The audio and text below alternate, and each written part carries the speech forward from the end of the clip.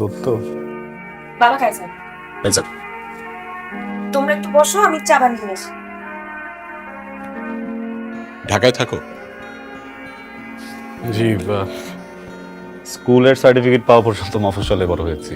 এরপর তো আব্বা মা মারা গেলেন, পরে ঢাকা চলে আসছি। আত্মীয় স্বজন? ওনারা বহল তবিয়াতে আছেন। মানে মানে ওই আমার বাবার যা কিছু ছিল সবকিছু দখল করে ওনারা ভালো আছেন, আমি আমার মতো আছি, এগুলো নিয়ে চিন্তা করি না। না, মানে একটা বেসিক রিকোয়ারমেন্ট তো আছে, আর তাছাড়া জমি জমার দামও তো অনেক বেড়েছে। আর তুমি প্রপার্টিগুলোকে সিকিউর করছো না কেন? আঙ্কেল, আমি আমার জীবন সিকিউর করছি। মানে আমি আপনাকে বিষয়টা খুলে বলি, দেখেন, কারণ আমি তো আর এটা বলতে পারছি না যে আমি পর্যন্ত বাঁচবো কিনা, আমি তো কালো মারা যেতে পারি। আমি বর্তমানে বাঁচি আঙ্কেল, 3 বেলার জন্য যা কিছু প্রয়োজন হয় এতটুকু আমি জোগাড় করি এই। কিন্তু একটা বেসিক রিকোয়ারমেন্ট তো প্রত্যেকটা মানুষেরই থাকে। আমি রোশনের কাছে যেটা শুনলাম, তুমি জব করতে চাও না, বিজনেস করতে চাও না। তুমি কখনো জব বা বিজনেস কিছুই করবে না? বাবা অ্যাজ আ রাইটার কিন্তু ও অনেক পপুলার, মানে মানুষজন বলে একদিনও হুমায়ুন আহমেদের মতো বড় হবে। ওর তো কোনো ক্যারিয়ার গোলই নেই।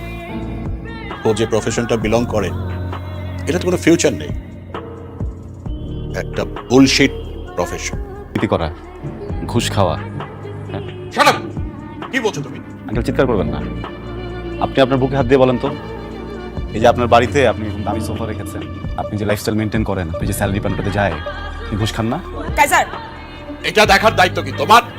কাইজার আমার বাসা থেকে বের হও। Just because I love you আমি আমার দারোয়ান আজকে ডাকতেছিলাম, আর এটা কোনো ওয়ার্নিং না, এটা আমার ফাইনাল ডিসিশন। আমার সাথে আর কোনো ধরনের যোগাযোগ করবে না, বের হও। আমি তো বাবা মাকে নিয়ে বের হও কাইজার।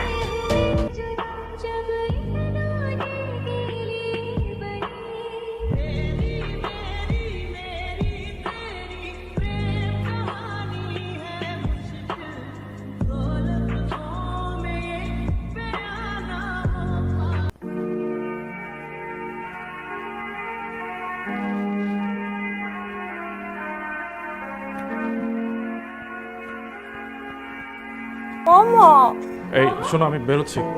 কেন ব্রেকফাস্ট করবে না? আর বলো না, অফিসে কি একটা ঝামেলা লাগছে, এখনই কি আমার ম্যানেজারের সাথে বসতে হবে, তাহলে উনি আবার বের হয়ে যাবে। আমি নাস্তা অফিসে করে নেবো না। হ্যাঁ, কতবার সাবধান করছি, কথা শুনো না, প্রত্যেক দমে কোম্পানির পলিসির বাইরে গিয়ে দিনের পর দিন অনিয়ম করছো, ঘুষ খাইছো, মনে করছো কিচ্ছু হবে না, কেউ জানবে না। হ্যাঁ, আরে ভাই, নতুন সিওর ব্যাপারে আমি তোমার বলি নাই, আগে বলি নাই বলছি, কিন্তু তুমি পাত্তা দাও নাই। এখন তদন্ত হবে, চাকরির আশা করো না। সব তো সিইও স্যারের টাকা খাওয়ার ধান্দা। 2-3টা বান্ডেল দিয়ে দিলে সব কিছু ঠান্ডা হয়ে যাবে। দেখ, ট্রাই করে দেখো যদি কিছু করতে পারো, but I am really concern. Don't worry sir, cool down, let me handle. Okay, পুরো প্রজেক্টের রেসপন্সিবিলিটি ছিল আমার উপর। এখন না আমি বুঝতেছি না আসলে কিভাবে কি ম্যানেজ করবো। আচ্ছা, তো ম্যানেজার স্যার তো তোমাকে অনেক স্নেহ করে, উনি কোনো হেল্প করতে পারবে না? স্যারকে বেশ কয়েকবার বলছি, স্যার কেন জানি বারবার বিষয়টা অ্যাভয়েড করে যাচ্ছে। দেখেন, আপনারা আসলে অনেক আপসেট হয়ে পড়েছে। আসলে আপনি তো সবসময় ওর গার্জিয়ান ছিলেন, ওকে ভালো কোনটা মন্দ কোনটা বুঝিয়েছেন। এখন এরকম একটা সিচুয়েশনে আসলে ওকে কিভাবে কি বলা উচিত? মানে আগের সিইও থাকলে আমি খুব সহজেই ব্যাপারটাকে ম্যানেজ করতে পারতাম, তো এখন যিনি আছেন খুব স্ট্রিক্ট। আমি অলরেডি আমার সবগুলো চ্যানেল থেকে খোঁজখবর লাগিয়েছি, সবার একই কথা যে উনি, ওনার রেপুটেশন হচ্ছে যে উনি ডিসিপ্লিনের ইস্যুতে কোনো আপোষ করেন না, একদম বরদাস্ত করেন না। এখন এই অবস্থায় যদি আমি কিছু বলতে যাই ভাবি আমার চাকরিটি থাকবে না। আপনি একটা কাজ করেন না, আপনি তার সাথে দেখা করে সরাসরি কথা বলেন, আর প্রয়োজন হলে আপনাদের যে সন্তান আছে ওই ব্যাপারটা ওনাকে বুঝিয়ে বলেন, দেখেন যদি তাকে নরম করা যায় আর কি। আসলে দেখেন না আসলে কি করা যায়। সরি, ফাইনান্সিয়াল প্রবলেম বলতে কি বলতেছো? তুমি কি ঘুষ খাও? রসুন, এই যুগে ঘুষ কে না খায়? তোমার বাবাকে দেখো, তোমার বাবা কি এত বড় বাড়ি, লাক্সারি গাড়ি, এমন লাইফস্টাইল বেতনের টাকা দিয়ে করছে? ঘুষের টাকা দিয়ে করছে। আমি যদি এখন জেলে যাই, এটার জন্য তুমি সাফার করবে না? আমাদের সন্তান সাফার করবে না? এতটুকু তো বোঝো, রাইট? তুমি প্লিজ সিও স্যারের সাথে একটু কথা বলো গিয়ে। এই তদন্ত কমিটি না থাকলে তো আমি এই প্রবলেম এক চুটকিতে ম্যানেজ করে ফেলতাম, এটা আমার জন্য কোনো ব্যাপারই ছিল না। এখন তদন্ত কমিটি সিও স্যারের ভয়ে একটু এদিক সেদিক করতে পারতেছে না, এটাই হয়ে গেছে মেন প্রবলেম। তুমি একটু প্লিজ কথা বলো, প্লিজ। স্যার, টিমের সবাইকে কনফারেন্স রুমে আসতে বলুন। হ্যাঁ, কাইজার,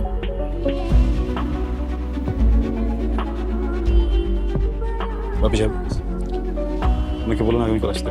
আপনি আপনাকে জন্য ফোন করে তারপর আসে। হুম?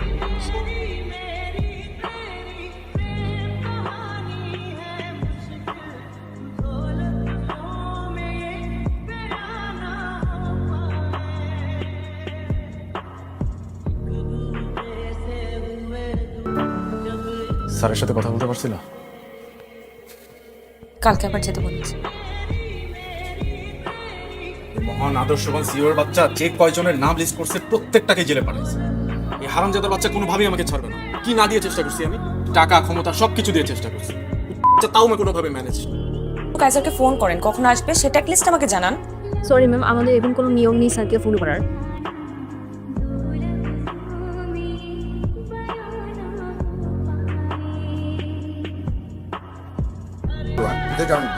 আমার সাথে কথা বলার জন্য কি 5টা মিনিট সময় নেই তোমার হাতে? ম্যাডাম ম্যাডাম ম্যাডাম আপনি আপনি এখানে ম্যাডাম প্লিজ ম্যাডাম অফিসে। আমার হাজবেন্ডের নাম আবরার ফাহিম। ওর এগেনস্টে তদন্ত কমিশন গঠিত হয়েছে, কিন্তু ও কিছু করে না। অপরাধের জন্য সর্বোচ্চ শাস্তি হয়। আপনি আসতে পারেন। ফেজার, তুমি কি আমাকে চিনতে পেরেছো? জি না। কে আপনি? আমি প্রসূনের বাবা। সরি, কোন প্রশ্ন? আমি আসলে এসেছিলাম আবরার ফাহিমের ব্যাপারে কিছু বলার জন্য। ছেলেটার যদি এখন জেল জরিমানা হয়, আমার মেয়েটা দুধের বাচ্চাকে নিয়ে অসহায় অবস্থা করবে। এখানে আমার কি করার আছে বলুন? দেখুন মিস্টার, এবার নামটা যেন কি দুর্নীতিবাজ পুষ্প, এই ধরনের মানুষগুলোকে না আপনি দেখতে পারি না। খুব ভালো হবে যদি এখনই এখান থেকে বেরিয়ে যান।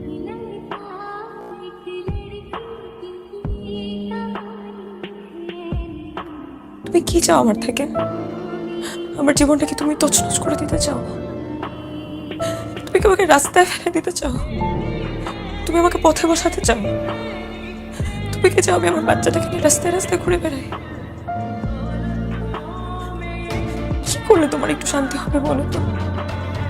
তোমার অনেক রাগ না আমার উপরে? কি তোমার সাথে পার্সোনাল সময় কাটালে তুমি খুশি হবা? তুমি আমাকে তখন শান্তি দিবা?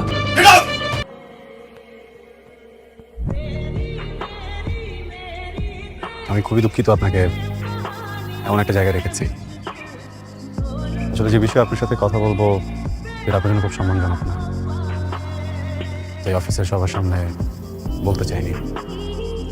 আপনি বেশ কয়েকবার অফিসে এসেছেন আমার সাথে কথা বলার জন্য, কিন্তু আমি আপনাকে সময় দিইনি। আপনি নিশ্চয়ই ভেবে নিয়েছেন এর পিছনে ব্যক্তিগত কোনো কারণ। একজন সচেতন মানুষ হিসেবে পুরোটা দেখে আমাদের বলবেন এখন আপনার হাজবেন্ডের সাথে আমাদের কী করা উচিত। তোমার যেটা ভালো মনে হয় তুমি করো, আমার তোমাকে বলার কিছু নেই। মিসেস ফাহিম, আমরা অবিবেচক নই। আপনার পরিবারের বিষয়টা আমরা ভেবেছি, আপনার সন্তানের বিষয়েও ভেবেছি। আপনার হাজবেন্ড যে পোস্টে চাকরি করছিলেন তার জন্য আমরা বাড়ি থেকে এখন কাউকে হায়ার করছি। অ্যাপয়েন্টমেন্ট লেটার আপনি চাইলে কাল থেকে জয়েন করতে পারেন। কি ওকে। কাইজার,